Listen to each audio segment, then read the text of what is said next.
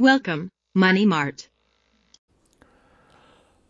안녕하세요. 돈 파는 가게 대표 사원 김광주입니다. 지난 한 주간 동안의 주요 경제 뉴스를 읽어드리는 주간 뉴스 브리핑 9월 첫째 주입니다.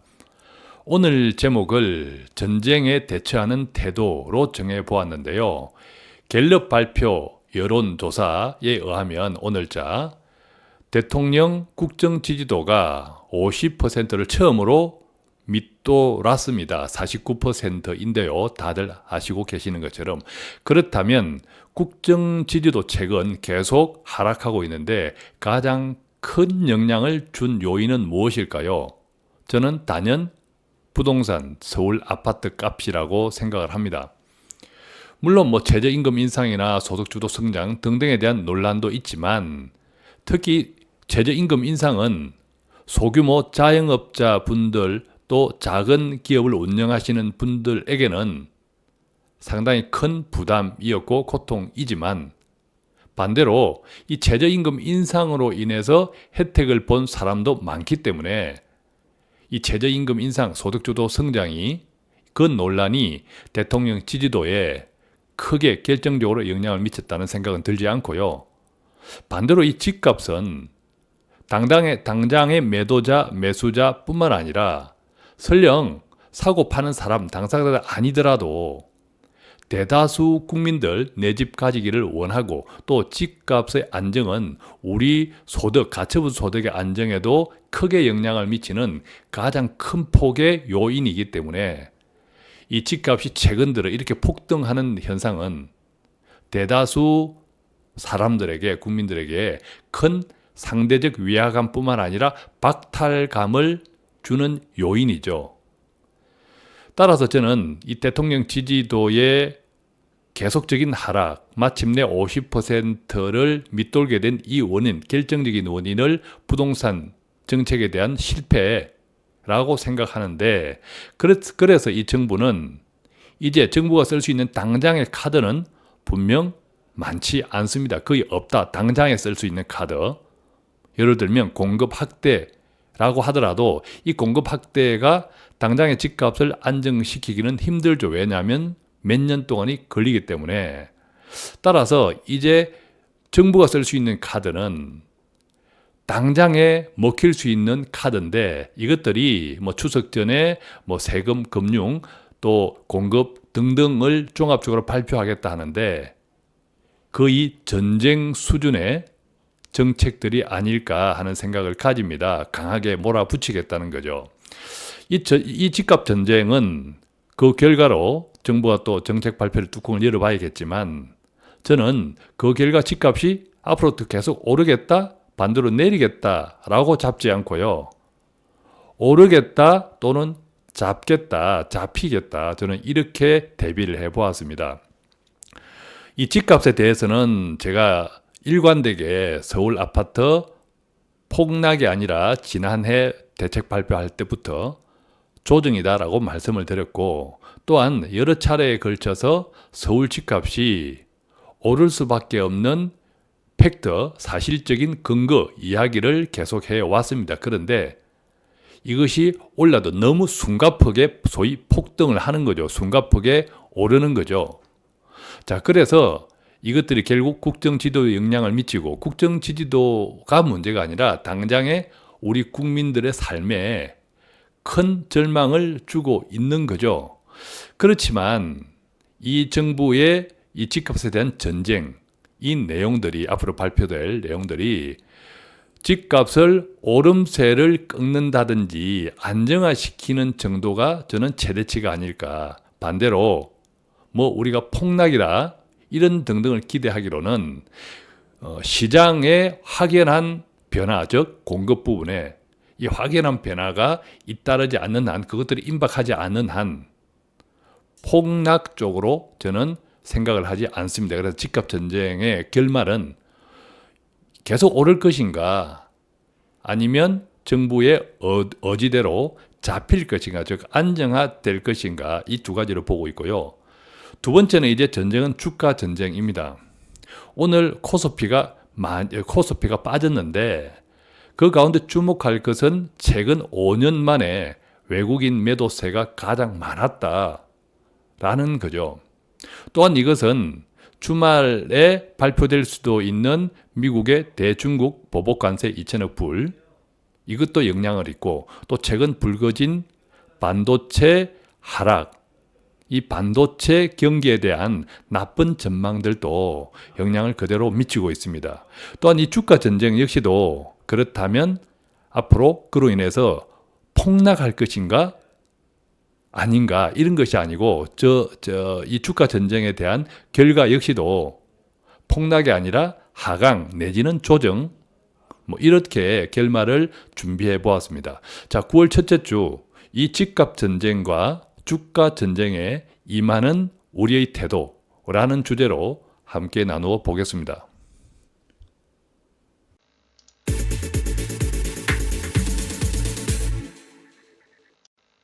돈 파는 가게 단골이 되시면 매일매일 신선한 돈 되는 정보가 배달됩니다.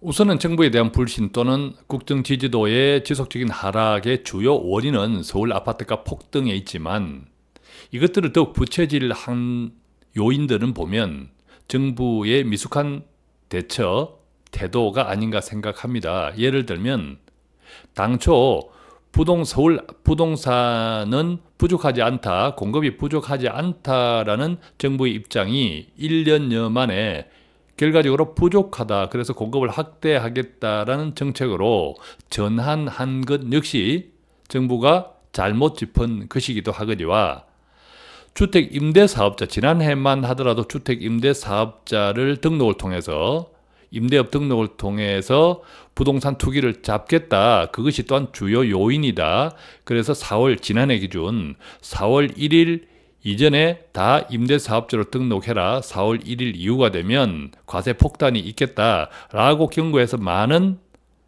다주택자들이 임대사업을 등록했고, 올해도 임대사업자 등록 추세는 상당히 많습니다. 예를 들면 세제 혜택을 목적으로 임대 등록한 다주택자는 올해도 크게 늘었는데, 지난달 기준 약 33만 명입니다. 이것은 지난해 말, 즉 2017년 말 기준 25만 9천 명, 약 26만 명에 비해 보면 30%가량 크게 늘어난 숫자인데요. 이러한 임대 등록한 임대주택 사업자들을 정부는 물론 기존에 매입하고 있는 주택에는 세제 혜택은 여전히 변함이 없다, 신규로 구입하는 임대주택에 대해서만 세제 혜택을 축소하겠다라고 이야기하지만, 임대사업자 등록을 할 때는 임대사업자 등록을 하는 사람 가운데는 기존 임대주택뿐만 아니라 앞으로 또 새로운 구입을 주택에서 임대주택 수를 늘리겠다라는 계획을 가지고 임대주택 등록한 사람도 있다고 생각할 때는 대단히 신중하지 못한 정책의 큰 변화다라는 거죠. 자, 그러니까 우리가 이 정부를 신뢰하지 못한다, 이것은 정책에 대한 일관성이 상당히 큰 영향을 미치는데, 이 서울 아파트가 이 부동산 문제만큼 치명적으로 우리의 삶, 우리의 경제에 영향을 미치는 이 정책에 있어서 정부가 당초 서울 아파트 부족하지 않다 해서 이제 실질적으로 부족하다, 그러니까 공급 확대하겠다는 정책 1년 만에 나왔고, 임대사업자에 대한 세제 혜택 축소 또한 1년 만에 나왔고, 또 지난해 보면 양도소득세의 중과, 이것들이 결과적으로 매물을 실종하게 만들고 아파트 값을 올리게 만든 또 하나의 요인이 되었다.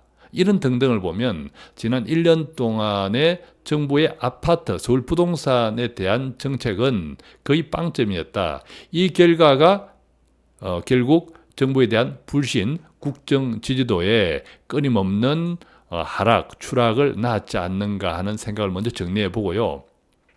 그렇다면 이 서울 아파트 값, 저는 늘 지속적으로 일관되게 지난해 정부 발표가 있었을 때부터 일관되게 적어도 서울 아파트는 폭락이 아니라 조정이다, 어떠한 정부의 정책 발표가 있어도 왜냐하면 절대적으로 숫자가 부족하다, 공급이 부족하다. 또한 통계적으로 볼 때, 역사적으로 볼 때, 경험적으로 볼 때도 서울 아파트 값은 그닥 높지 않다.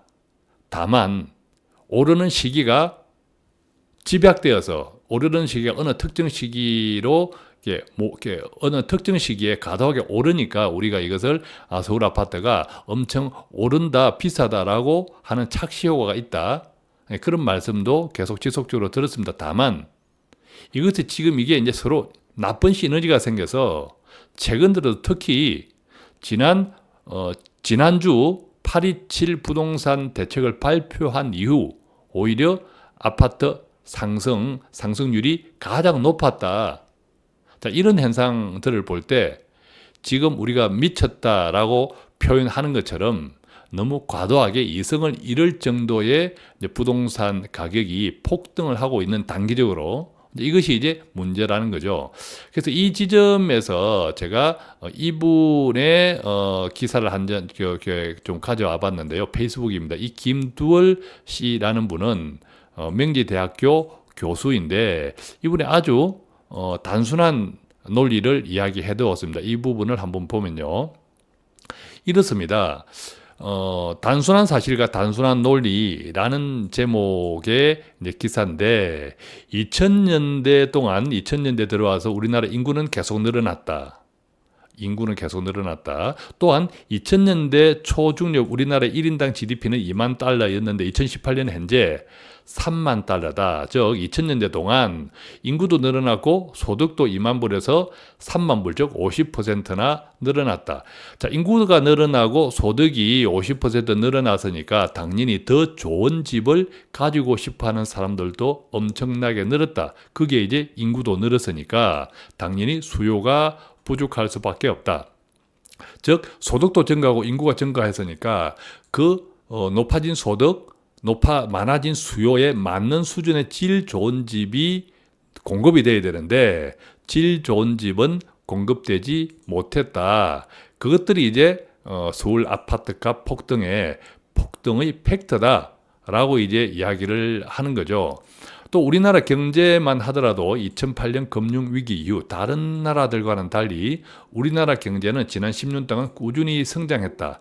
과거보다 성장률이 낮아진 점만 보지 말고 지난 10년 동안 연평균 3 내지 4% 증가를 유지했다는 것이 가장 굉장히 중요하다. 따라서 현재 우리나라 주택 수요가 큰 것은 저금리나 투기 수요 이전에 자꾸 이게 투기라고 몰아붙이지 말고 이것은 이제 정상적으로 상승하는 경우를 이야기합니다. 최근처럼 이렇게 미친 집값이라고 표현할 정도로 단기간 폭등하는 이 양상, 이 구름을 조금 이제 이렇게 걷어내면 우리나라 주택 수요가 큰 원인이 저금리나 투기 수요라고 생각하기보다는 경제, 조금 전에 말한 그 인구 또 GDP 성장 등 이 경제 성장에 따른 소득 증가와 인구 증가라는 아주 단순한 두 가지 사실로부터 시작된다.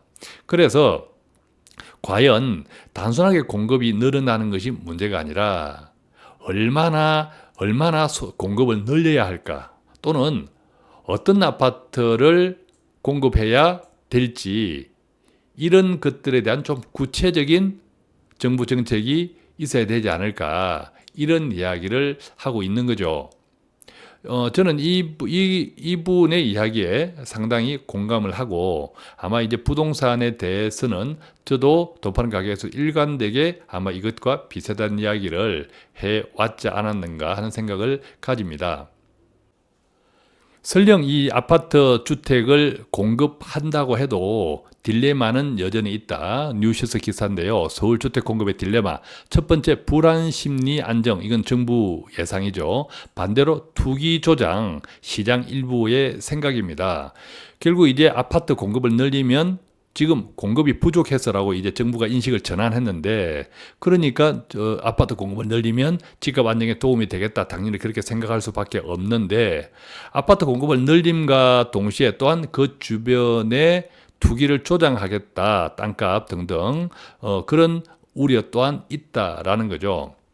자, 그런데 우리가 서울 아파트 값, 이 아파트 정책에 대한 것은 이제 정부가 거의 전쟁 수준의 정책을 준비한다, 이렇게 말씀드렸다고 하면 이 전쟁의 결과는 어느 쪽도 다 치명상을 입는다라고 말씀을 드렸는데, 예를 들어 보면요, 아파트 공급을 어디다가 하겠습니까? 결국 새로운 택지는 서울 주변 이어야 하겠죠.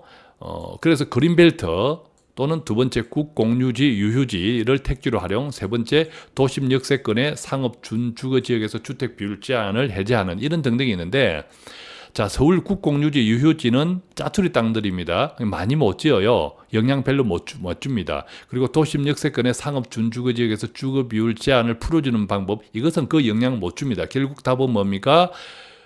넓은 택지, 즉 그린벨트밖에 없다는 거죠. 근데 서울 지역에서 넓은 그린벨트는 서초구, 강남구만 가지고 있는데, 이 그린벨트를 풀겠다, 해제하겠다라고 하는 순간부터 주변 땅값은, 지대는 더 올라가겠죠. 그런 우려, 투기 조장 우려가 현실화될 수 있고, 왜냐? 실제 아파트, 그 결과로는 아파트 공급을 하기까지는 수년의 시간이 걸리기 때문이죠. 당장 아파트 공급이 내일 당장 늘어나지 않기 때문입니다.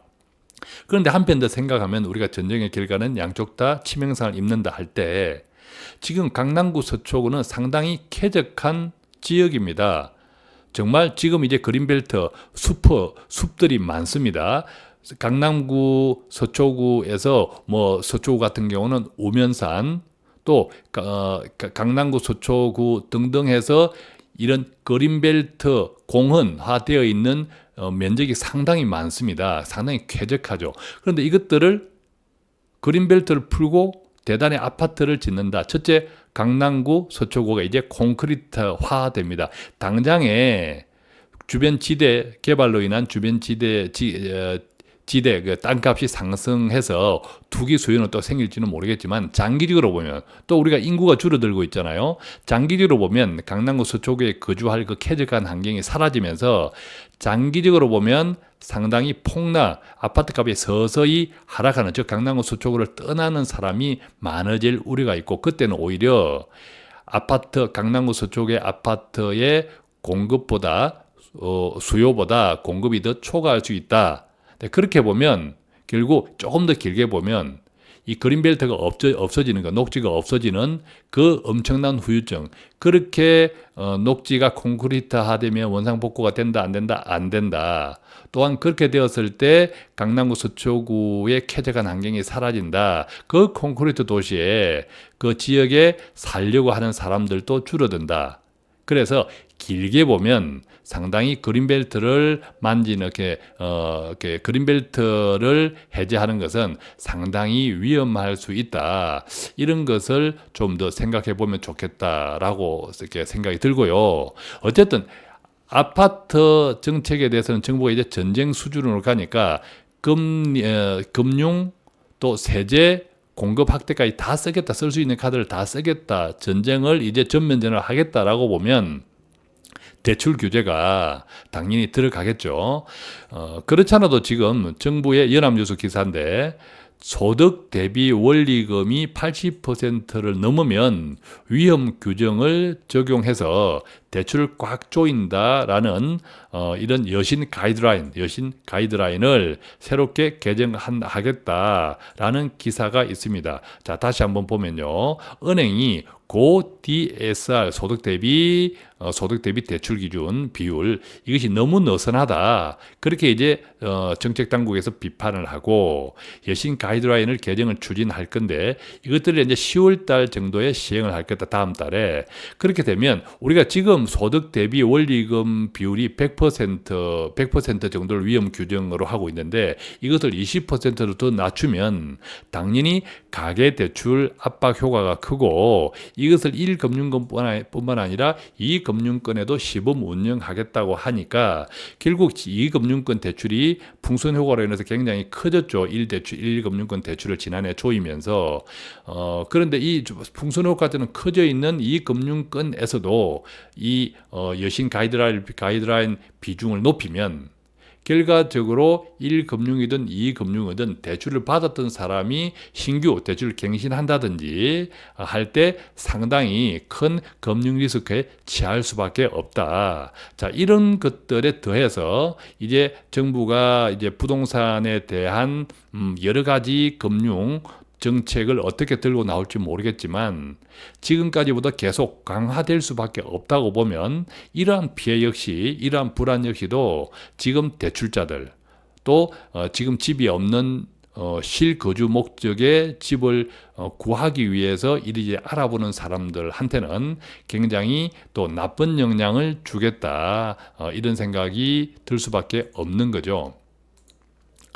자, 여기에 또 공공기관 이전 카드도 등장했습니다. 원래 이제 공공기관을 이전하겠다고 하는 것은 노무현 정부 때 수립이 됐고, 그렇게 해서 이제 이전을 많이 했는데, 또 이명박 박근혜 정부 들어서 그것이 사실상 중단됨으로써 10년 동안 이전되고 있지 않았는데, 이것을 다시 이 서울 아파트가 너무 폭등을 하고 이것이 원인 중에 하나가 공급보다 수요가 많다, 즉 공급이 부족하다. 그러면 수요 자체를 분산하자.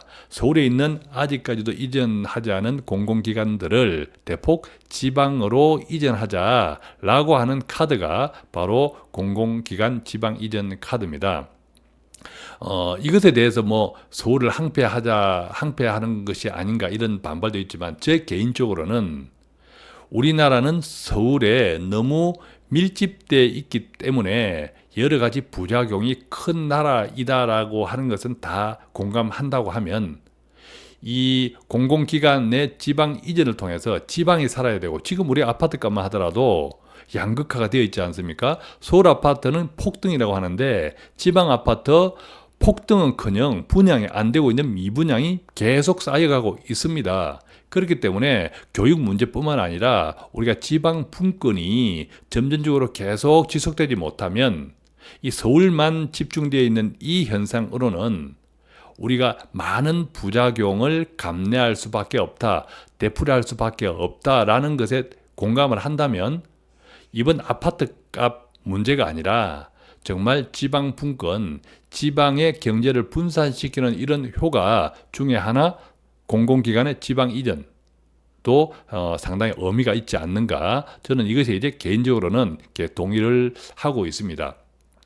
자, 다음 뉴스 보면 결국 그린벨트를 푸냐 마냐 하는 문제가 있는데, 우리가 이제 그린벨트에 대해서 조금 한번 상식을 가지고 이제 있으면 좋은데, 국토부 장관 김현미는 큰 땅을 달라 서울시한테, 또 박원순 서울시장은 그린벨트는 그래도 못 준다라고 이야기하면서 서울시의 유휴, 철도 부지 이것들도 좀 이용해라라는 등등의 이야기를 합니다. 그런데 앞서 말씀드린 대로 지금 서울 아파트 값을 공급 정책으로 잡으려고 하면 짜투리 땅, 몇백 세대 공급할 이 택지로는 안 되죠.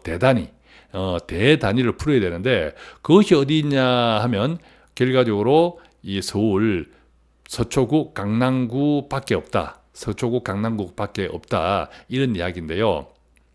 조금 더 이제 구체적으로 이 그린벨트 해제 근한에 대해서 보면, 그린벨트 면적이 30만 평방미터 이상일 때는 정부에게 해제할 권한이 있고, 30만 평방미터 이하에서는 서울시장에게 권한이 있다고 합니다. 그런데 이 강남구와 서초구에 있는 그린벨트는 무려, 강남구는 2388만 평방미터, 서초구 그린벨트는 690만 평방미터 규모이기 때문에 엄청나죠. 규모이기 때문에 정부가 해제권을 쥐고 있다. 결론 뭡니까?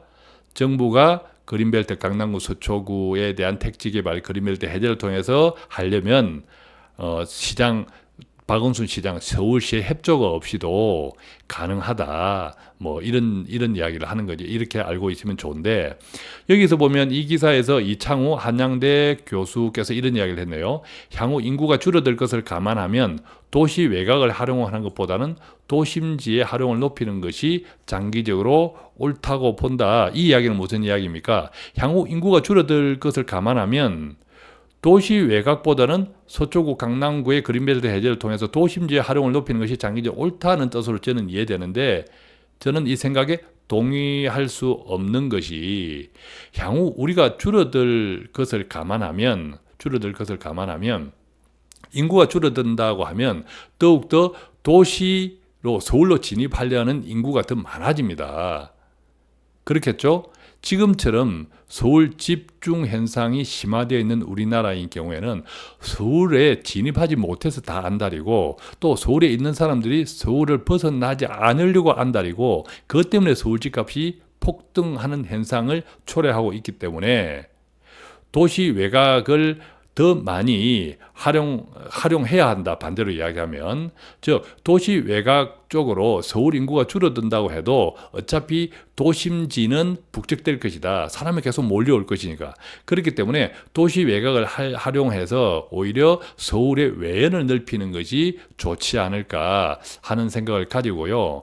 그것과 관련되어서 구체적으로 이제 서울에 어떤 곳에 집을 지을까, 이런 논의 가운데 바로 과천 내 땅을 그린벨트를 해제하겠다, 이런 이야기들을 많이 하죠. 예를 들면 구체적으로 최근에 이제 조금 이제 국회에서 안 나와야 될 자료가 배포가 되었는데, 그 내용에 보면 안산의 두 곳, 경기도 안산, 그 다음에 과천, 광명, 어정부, 시흥, 의왕, 성남, 이런 등등의 신규 택지 후보지로 이제 거론이 되어 있습니다. 정부가 물론 이제 그린벨트에 대한 중대성 고민 등등을 해서 뭐 최종 추석 전에 발표한다니까 기다려 봐야겠지만, 과천이 들어갈 것은 거의 틀림없는 사실인 듯 합니다. 과천이라는 이 지역이 가지는 지리적 접근성 등등, 또 그린벨트를 풀어서 사용할 수 있는 이런 등등을 다 감안해 보면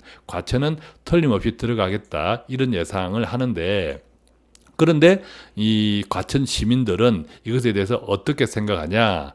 상당히 이렇게 뜰뜰하게 좀 생각하시는 분들이 많다. 이것이 원인이 뭐냐? 바로 그린벨트다.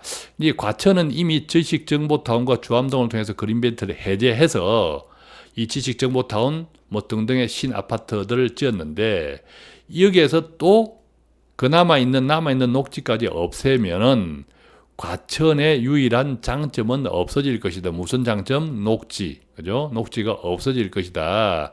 그렇기 때문에 장기적으로 보면 누가 이런 과천에 살려고 하겠느냐, 뭐 이런 이야기를 하는 거죠. 이제 그렇기 때문에 과천은 이미 아파트가 많다.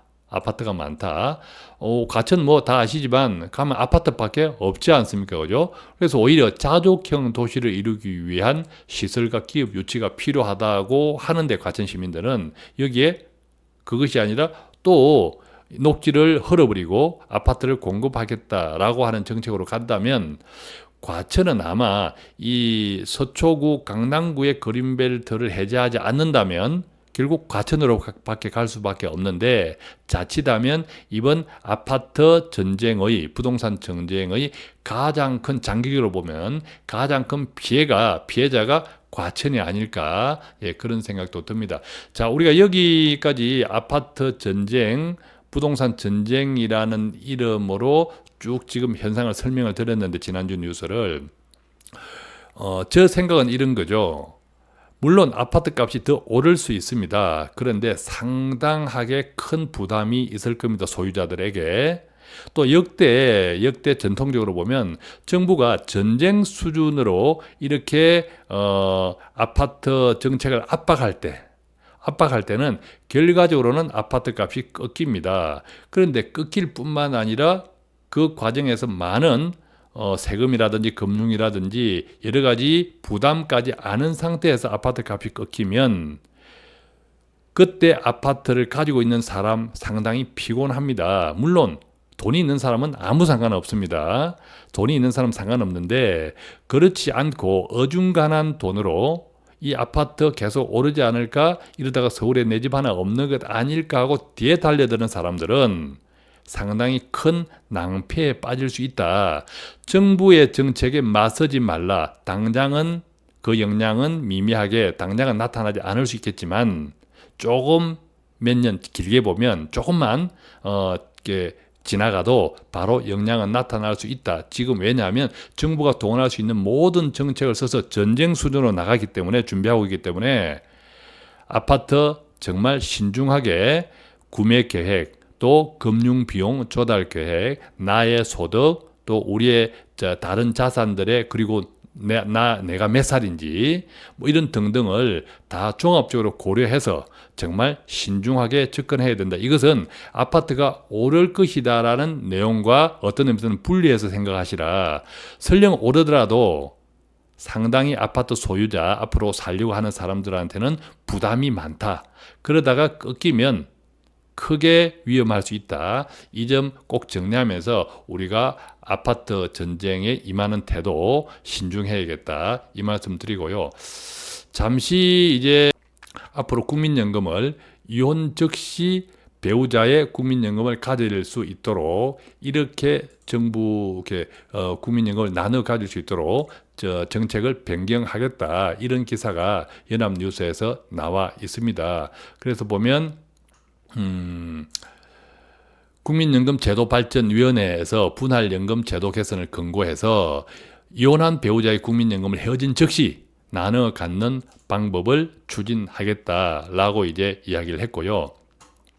기존에는 혼인 유지 기간이 분할연금을 받으려면 이혼한 즉시 분할연금을 50% 받으려면 혼인 유지 기간이 5년 이상이어야 하고 기존에 이때까지는 또 법적으로 이혼해야 하고 이혼했던 전 배우자가 노령연금을 탈 수 있는 수급권을 가지고 있어야 하는 등등 또 분할연금을 받고자 하는 권리자 역시 국민연금을 탈 수 있는 수급 연령에 도달해야 하는 등등 조건이 많았는데 앞으로 이 개정안에는 개정을 하려고 하는 방향은 이런 것들 없어도 무조건 하고 그 시점에서 뭐 국민연금을 받을 자격이 있든 없든 남편이 있든 없든 그 시점에서 쌓여있는 국민연금에 쌓여있는 돈을 그냥 2분의 1로 나눠주겠다. 뭐 이런 취지로 바뀐다고 하니까 이게 참고하시면 좋을 것 같습니다.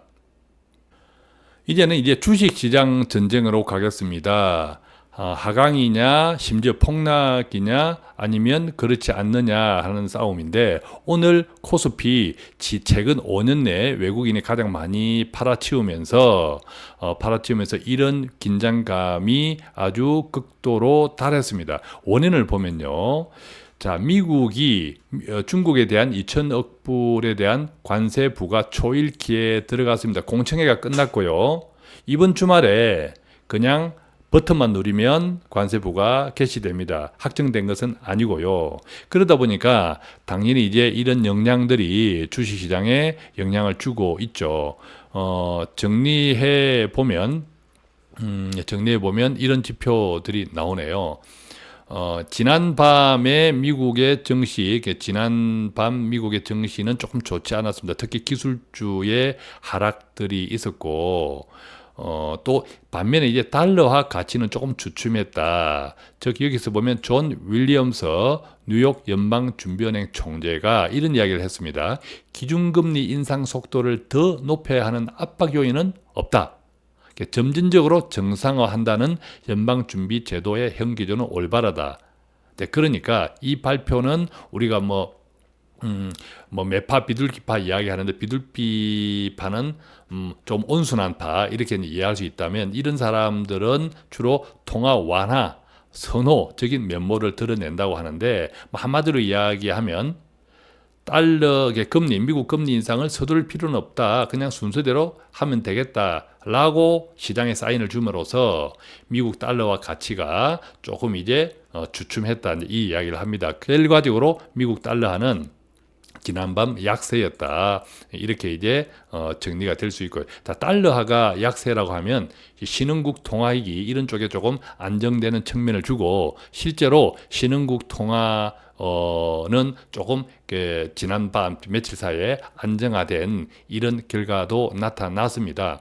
자, 그런데도 오늘 코스피 또 지난밤 세계 증시들이 크게 이제 좀 좋지 않았던 영향들은 결국 이제 미중 무역 전쟁에 이번 주말에 미국이 2천억 달러의 관세를 폭탄 스위치를 누를 것이냐 라는 이제 걱정 때문인데요. 우리가 알다시피 그 영향이 오늘 또 주가에 영향을 미쳤지만 미중 무역 전쟁은 뭐 설령 버튼을 누른다고 하더라도 이미 알고 있는 재료들이기 때문에 그닥 오랫동안 영향은 주지 않을 것이다. 뭐 이런 예상들을 하고 있습니다. 그래서 조금 더 이제 내용들을 이렇게 살펴보면 요것은 네이버에서 이제 이런 기사인데 JP 모간입니다. JP 모간에서 메모리 슈퍼 사이클이 끝난다. IT주 향방은 즉 오늘 코스피에 영향을 준 또 다른 요인, 또 지난밤에 미국 나스닥에 영향을 준 또 다른 요인은 기술주에 대한 하락인데 특히 우리 한국 같으면 반도체주. 그래서 이 한국 같으면 반도체주에 영향을 주었는데 이런 기사를 가지고 왔습니다. 메모리 반도체는 길었던 슈퍼 사이클을 뒤로 하고 업황 둔화에 진입할 것이다. 하지만 하락의 양상은 생각보다 덜 심각하겠다. 자, 이 두 가지를 잘 구분해서 이해하셔야 되는데, 자, 메모리 반도체의 슈퍼 사이클은 이제 끝났다. 이제 업황이 조금 힘들어질 것이다.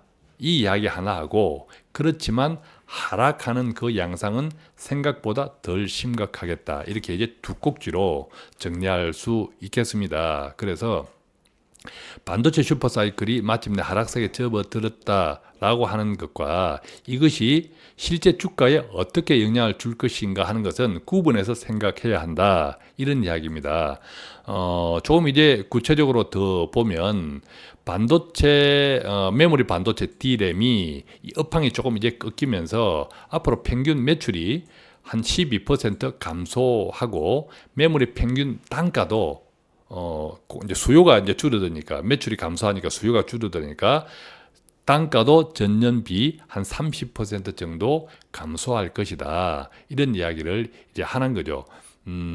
자, 이것들 우리가 이제 슈퍼 사이클이라고 하는데 지금까지 반도체 D램 가격 상승세가 계속 상승이 되어 왔고 이것이 올해 3부, 4분기에 끝날 것이다. 그 영향으로 한국의 IT주, 예를 들면 삼성전자 하이닉스의 매출 또 이익이 줄어들 것이다. 그래서 2020년 1분기까지 업황 하락세가 이어지겠다라고 이제 예측을 하는 거죠. 그럼에도 불구하고 이것이 주가에 영향을 주는 것은 옛날하고 다르겠다. 즉 결론적으로 이야기하면 주가에 영향을 주는 것은 좀 제한되겠다. 이런 이야기를 합니다. 결과적으로 이 업황이 꺾이면서 주가가 얼마나 하락할 것인가 라는 것이 그러니까 관건인데 이 점에 대해서는 과거보다 다르게 큰 폭의 이런 하락은 없겠다라는 겁니다. 결론적으로. 그래서 이게 정창은 노무라 금융투자 리서치 센터장은 이런 이야기를 했네요. 업황은 올해 고점이 맞다. 그러니까 올해가 지나면 업황은 좀 꺾이겠다. 그러나 이익은 과거처럼 급격하게 꺾이지 않을 것이다 라는 이야기를 합니다. 그러면서 삼성전자나 SK 하이닉스의 현 주가가 이미 슈퍼 사이클이 꺾일 때 위험을 대부분 반영한 수준까지 하락했다고 이야기를 합니다. 자, 이분의 이야기에 일부 동의하고 또 다른 생각은 논리적으로 보면 지금 삼성전자나 SK 하이닉스 주가가 상당히 낮습니다. 밸류에이션으로 보면 이런 등등 낮는데 그래서 이것이 바로 이미 슈퍼 사이클이 꺾일 때의 위험을 대부분 반영한 주가 수준이다. 이제 이렇게 이야기하는 거죠. 그런데 주가는 이렇게 논리적으로만 움직이지 않습니다. 바로 심리적으로 영향을 크게 받죠. 오늘 또 삼성전자가 많이 빠졌는데 이것이 바로 이 반도체 업황이 슈퍼 사이클이 끝나고 업황이 이제 둔화될 것이다라는 이 기사 그리고 지난밤에 나스닥의 주가 하락으로 인한 영향을 바로 받은 건데 이 심리적인 영향이 가장 크다는 거죠. 우리가 주가 상승 또는 하락에는. 그래서 논리적으로는 슈퍼 사이클이 꺾일 때 위험을 지금 현재 주가가 반영해 있다고 하지만 심리적인 문제에 들어가서는 나도 던진다 너도 던진다 하면 손해날 것 같아서 그보다 훨씬 더 큰 하락이 있을 수 있다. 그러나 이런 감정이 주가에 영향을 주는 기간을 인내한다면 지금 정창은 노무라 금융투자리서치센터장 이야기처럼 다시 논리적인 수준으로 회복하는 것이 역사적인 항상 결론이기 때문에 결과적으로 삼성전자나 하이닉스나 이런 IT주 반도체 관련 주를 가지고 투자를 한다면 만약에 많이 몰렸다 혹시 모르겠지만 많이 몰렸다 하면 더 인내할 수 있으면 버틸 수 있다면 손해는 보지 않을 것이다. 그러나 지금 투자를 하신다면 상당히 신중해야겠다. 뭐 이렇게 좀 정리할 수 있겠죠. 또한 이 기사는 관련되는 뭐 비슷한 내용인데 고개 드는 반도체 위기론 증시 하락 시동 거나라는 한국경제의 기사입니다. 그래서 이 내용들을 보면 오늘자 이 코스피 지수에 특히 외국인의 대거 매도, 순매도 이것에 대한 기사를 적어놨는데 아까 이제 반도체에 대해서는 대충 말씀을 들으니까 다시 중복하지 않겠고 대신에 이제 이 기사에는 이제 이렇게 되어 있네요. 미국이 예고한 대로 2천억 달러 규모의 중국산 제품에 추가 관세를 부과한다면 IT 제품 매출에 적지 않은 타격이 불가피할 것이다. 그런데 이것을 이제 거꾸로 표현하면 바꿔서 말하면 무역 분쟁이 잠잠해진다면 IT 및 반도체주의 하락세에도 제동이 걸릴 수 있다. 이런 이야기도 된다. 그리고 또한 이 문남중 대신증권연구원은 이렇게도 표현을 했네요. 알려진 악재는 악재가 아니다. 향후 증시는 추가적인 반등을 시도할 것으로 보인다. 그래서 이벤트보다는 경제 지표에 주목하라고 했습니다. 자, 이것도 논리적으로 동의하고요. 그렇지만 다만 앞서 이야기 드린 대로 주가는 논리적인 것을 기반으로 하되 상당히 심리적인 영향을 많이 받는다. 그래서 당분간은 이런 반도체에 대한 논란, 향후 방향성에 대한 논란, 사실은 슈퍼사이클이 끝났다라는 것에 방점이 찍혀져 있기 때문에 이것들이 주가에 영향을 주는 심리적인 요인들이 좀 있겠다. 그것을 감안해서 우리가 업종을 좀 분산해서 투자한다든지 또 현금 보유 비중을 조금 늘린다든지 하는 것들을 조금 신중하게 고려해야겠다. 그러나 뭐 그럼에도 불구하고 우리가 여유 자본으로 포트폴리오를 통해서 장기적으로 괜찮은 종목에 투자하겠다라는 분들한테는 크게 저는 영향이 없다고 보고요. 최소한 지금 제가 신봉하는 코스톨라니의 금리 모형에서 보면 금리 정점으로 향해 가는 그 길목에 향해 가는 방향성을 가지고 있지만 아직 금리 정점에 도달할 때까지는 시간이 남아 있다라는 점을 생각할 때 또한 이 금리 정점에 이를 때 즉 주가가 최고점에 도달할 때까지 그 시기에 임박할수록 상당히 가파르게 오른다라는 역사적인 경험들을 또한 생각할 때 지금 이렇게 반도체에 대한 업황 논란 또 미중 무역 전쟁에 2천억 부과하냐 마냐 이런 논란들 역시 잠시 지나가는 이야기들이 아닐까 주가 영향을 미치는 그렇게 좀 이해한다고 보면 더욱더 포트폴리오 또 여유 자금 또 업종 순환 이런 것들을 다양하게 고려한 투자 관리가 필요하지 않을까 하는 생각을 같이 나누어 봅니다. 자, 이렇게 해서 오늘 뉴스 브리핑에서는 부동산 전쟁 또 주가 전쟁 이 두 가지 전쟁에 대처해야 하는 방법 이것을 어떻게 바라보고 우리가 준비해야 될 것인가에 대해서 같이 나누어 보았고요. 돈파는 가게 오늘도 조금이라도 돈 되는 정보 제공해 드리기 위해서 최선 다하고 있습니다. 혹시 궁금한 내용 계신 분들은 0253 또는 카카오톡 돈 파는 가게 검색하셔서 돈 파는 가게 머니 슈퍼마켓 플러스 친구 맺고 1대1 채팅창이나 저희 돈 파는 가게 홈페이지 주소 아시죠? 머니마트.kr 게시판 통해서 질문해 주시면 아는 범위 내에 최선을 다해서 답해 드리도록 하겠습니다. 고맙습니다.